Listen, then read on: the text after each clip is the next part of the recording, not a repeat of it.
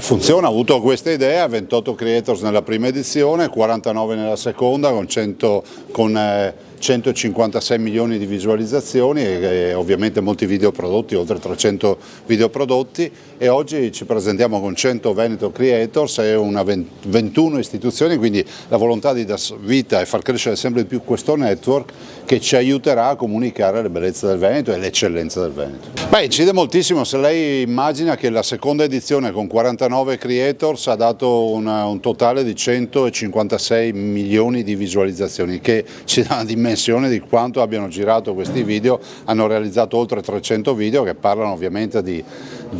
aspetti, diciamo, di eccellenze del Veneto, di angoli nascosti del Veneto, di identità veneta e anche di molte iniziative, diciamo, pubbliche. Abbiamo chiesto il sostegno rispetto, che so, a campagne per gli screening da un punto di vista sanitario, piuttosto che la promozione, diciamo, della cultura della sicurezza stradale e molto altro ancora.